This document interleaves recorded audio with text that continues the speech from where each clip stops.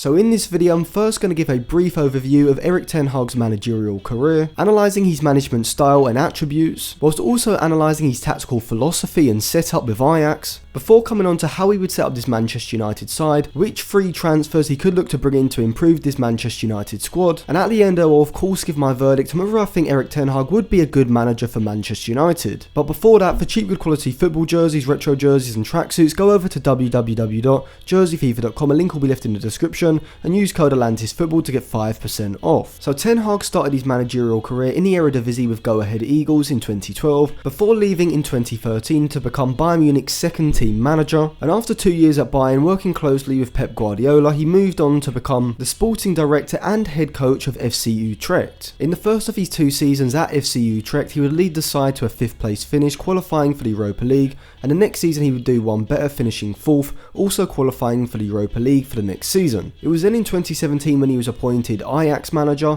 and we know the success he's had since then. He's won the Eredivisie with the Amsterdam club twice in 2018-2019 and last season 2020-2021, and of course most people remember Erik Ten Hag and this Ajax side from that 2018-2019 Champions League run, which saw them beat Juventus and Real Madrid over 2 legs and almost get to the Champions League final, but from a last minute Lucas Moura goal against Tottenham in the semi-finals to knock them out. Since losing key players like Frankie de Jong, Matthijs de Ligt, Hakim Ziyech and Donny van de Beek, Erik Ten Hag has rebuilt his Ajax side to look like a formidable force, not just in the Eredivisie but also in the Champions League as well. But what exactly are Ten Hag's best managerial attributes, and what sort of tactical style and philosophy does he like to impose on his sides? Well, like Pep Guardiola, Erik Ten Hag has a very possession oriented style and likes to accompany this with aggressive pressing. He has a clear tactical idea of how he wants his sides to set up, but does know how to adapt his positional shapes to the opposition system both with and without the ball. In possession, you'll see his 4-2-3-1 system move to either a 2-4-3-1 shape or a 3-3-3-1 depending on the opposition's defensive shape. In that 2018-2019 season, you'd see the 2 fullbacks, Tagliafico and Mazraoui, push up the pitch whilst maintaining their width, with Schöne and de Jong playing as a deep double pivot, and either Schöne dropping between the 2 centre backs or de Jong pulling out to the left sided space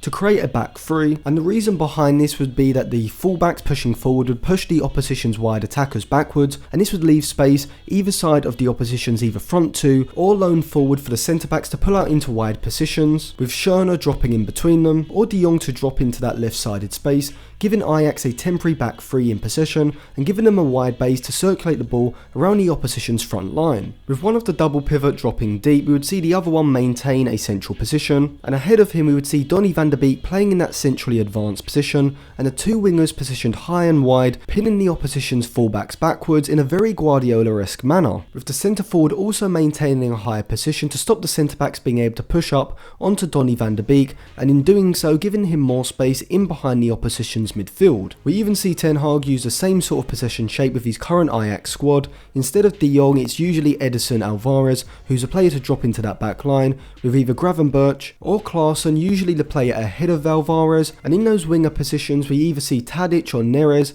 on the left side, and Antony positioned on the right side as a natural winger, with Haller now as a centre forward. Now in the middle third, what we also see Ten Hag doing is instructing his left back, which is either Tagliafico or Blind usually, to hold a wider position to open up that passing lane, but on the right side we see Mazraoui start off by holding a wider position in the build-up phase to give Ajax that width, but when in the middle third we often see him play more as an inverted fullback, coming into a narrower position between the lines. And this is a clever tactical adaptation by Ten Hag, as it now gives Ajax 2 passing lanes, one out to Antony in the advanced wide position, or the option of a more incisive pass in behind the opposition's left attacker, allowing Ajax to break through the opposition's midfield line. And what this means is that when Ajax push the ball into the opposition's half, they're kind of set up in a 3-1-5-1 shape, often with 3 players in between the opposition's defensive and midfield lines, and 2 players sitting high and wide to stretch the opposition's back line. Having this many players between the lines gave Ajax the option of making penetrating runs in behind the opposition's defensive line, and this allowed them to progress the ball from the middle third into the final third into the box and then create chances from that position. But the wide attackers also play a substantial role in Ajax's attack, particularly when they look to transition the attack quickly, aggressively, and we saw this against Borussia Dortmund, where Dortmund looked to press them high, Ajax played out from the back, got it into the middle third, on the left side, and Antony on the right side held his width. The option was there, Tadic switches the play, and because Antony has retained that wide position, he's in space, and he can isolate the player in a one-on-one, and from there Ajax score a goal. Out of possession, Ajax do like to press aggressively in the opposition's defensive third, looking to win the ball back high up the pitch. They usually do this in a 4-2-3-1 that can become a 4-2-4, which is a similar sort of system to what we see Solskjaer's Manchester United pressing in right now. However, Ten Hag's system is a lot more organised, and players' pressing movements are a lot more coordinated, with each player knowing how to position himself to cut off a passing lane in behind him, and each player knowing when to move out to man press opposition players in the midfield and forward line to stop the opposition being able to play a free pass and play out of Ajax's press. In the middle third, we do see Ajax drop into either a 4-5-1 or a 4-4-1-1 shape, but we also tend to see them sitting in a 4-2-3-1 with the wingers sitting high up the pitch ready to assert an aggressive press if a trigger like a backwards pass is played. So I've analysed how Ten Hag sets up his side using a possession oriented system when in possession, identifying how he uses his midfield double pivot to create a back three to give them a wide base to circulate the ball, and how he uses a right back to push into that half space, giving Ajax that 3-1-5-1 possession shape when in the middle third. But how would Ten Hag set up this Manchester United side, and which three players would he look to bring in if he was Manchester United manager come the summer? And at the end, I'm going to talk about a little added on factor that Manchester United would probably have to accept if they wanted Ten Hag as manager. Well, on paper, I do think Ten Hag would set up this Manchester United side in a 4-2-3-1 shape, obviously starting with De Gea in goal, using Wan-Bissaka and Luke Shaw as the fullbacks, and I think he would go for a centre-back partnership of Lindelof and Varane, because not only do both players have the ball carrying and passing ability when in possession, but they are also much better at playing in a high defensive line than Harry Maguire, and that is a key part of Ten Hag's pressing system. Now in the double pivot in the 4-2-3-1, I do think we'll see Ten Hag either use McTominay or Matic alongside either Pogba or Van de Beek. Most likely at the moment, if he came in right now, he would have to use Donny Van de Beek because Pogba's obviously injured, and I do think he'd maybe go with Matic because he has better ball playing ability, and in general I do think that Matic is better at playing those incisive passes into players between the lines, which is a major part of Ten Hag's system, and I think that just edges him over McTominay to be the starter. And I'm going to come on to how I think either of these players will be deployed in the possession system that Ten Hag would set up, but first, ahead of the midfield double pivot, I think we would see Fernandes in that central attacking midfield position. I think we'd see Sancho on the right, playing more as an orthodox right winger, which I'll come on to in just a minute, and on the left I think he would go for either Rashford or Greenwood, playing more as a wide forward than a natural winger, and up front obviously Ronaldo would be the starter. Now in possession in the build-up phase, we would see Ten Hag's side drop into either a 2-4-3-1 shape or a 2-3-4-1 shape, depending on if Van de Beek retains a higher position or he drops deep alongside Matic, to give Manchester United that numerical overload in the build-up phase. The two wide attackers, Rashford and Sancho in this situation, would be pushed high up the pitch looking to pin back the opposition's fullbacks and create more space between the lines for Fernandes to be the free man, to drop into the space and receive a vertical pass, allowing Ten Hag's side to play out of the opposition's high press if they look to assert one. Now similar to how he sets up his Ajax side in the middle third, I do think we will see Manchester United move to a 3-1-5-1 possession shape when moving the ball into the opposition's half, with Matic dropping into a left-sided centre-back position in a back three, giving United that wide base and allowing Donny van de Beek to be that central player, linking the back three and the three players sitting between the lines of the opposition system. Now with Shaw pushing forward down the left side, this would allow Rashford to move inside into that half space, and Fernandes will take up a central position as we saw Donny van de Beek do for Ten Hag whilst he was at Ajax. And I do think Ten Hag will use Manchester United's right back in a similar way to how he's used Mazraoui, so rather than retaining a deeper position or pushing out wide high up the flank, we'll see Wan-Bissaka making an inverted run into the right sided half space to provide another option to the player on the ball. Now from here, United could overload the right side using Sancho, Fernandes and Wan-Bissaka to progress the ball down that right side, getting the ball into chance creating positions. I think we'll also see Rashford given the freedom not just to move infield into the space between the lines, but to also make diagonal runs in behind the back line, with Ronaldo dropping deep if necessary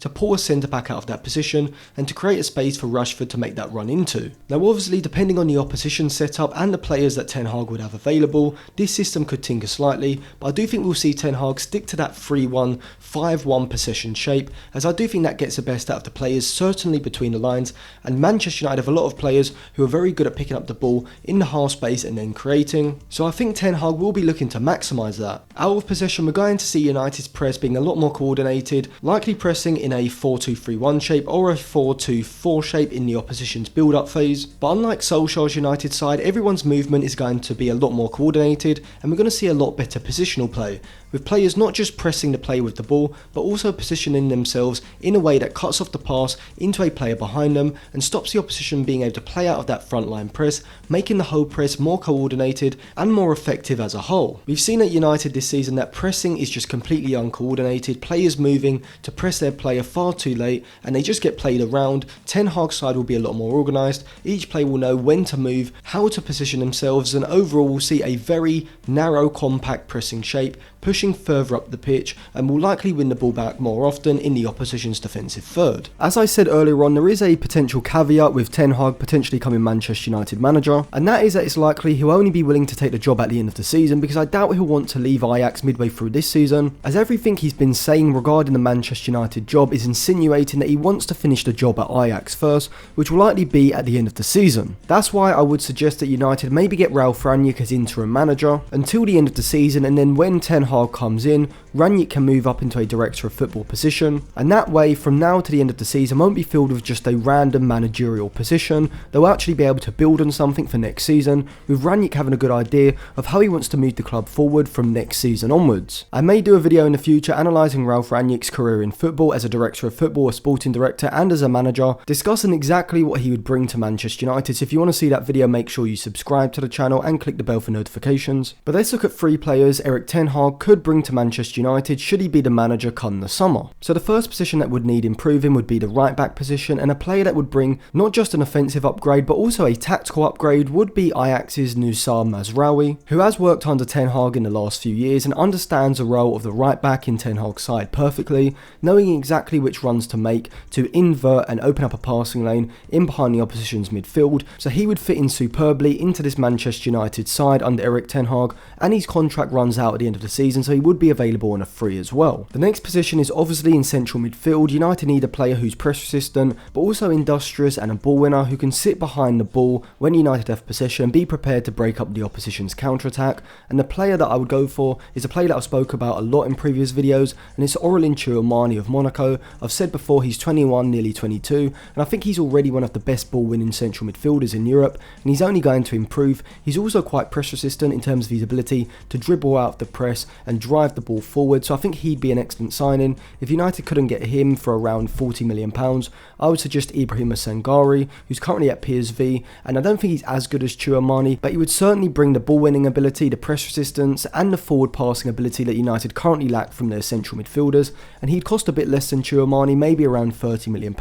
so either of those two would be perfect for this Ten Hag side. And the third player I would look to bring in would be a ball playing centre back to play alongside Varane in a back 2, and it would be Bayern Munich's Lucas Hernandez, who will have just 2 years left on his contract come the summer, so would cost around £50 to £60 million, but I definitely think he's worth it. He's one of the best defenders in world football at the moment in terms of his one-on-one defending ability, his positional play, his ability to move out of the back line to make an interception, and both his dribbling and passing abilities, which is going to aid United in their build-up, particularly when they move to a back 3 in possession, and Lucas Hernandez plays as that left-sided player in the back 3, progressing the ball forward with his dribbling ability and also his forward passing, which is going to add creativity to United's deeper lying build-up. So do I think Erik Ten Hag would be a good option to replace Solskjaer as Manchester United manager? In a word, yes, I think he's one of the best coaches in Europe at the moment. The only problem is that he would probably only be willing to accept the job at the end of the season, which, considering the fact that United are still in the Champions League and still within a chance of getting top 4, particularly when you consider the age of this squad with players like Ronaldo, Varane,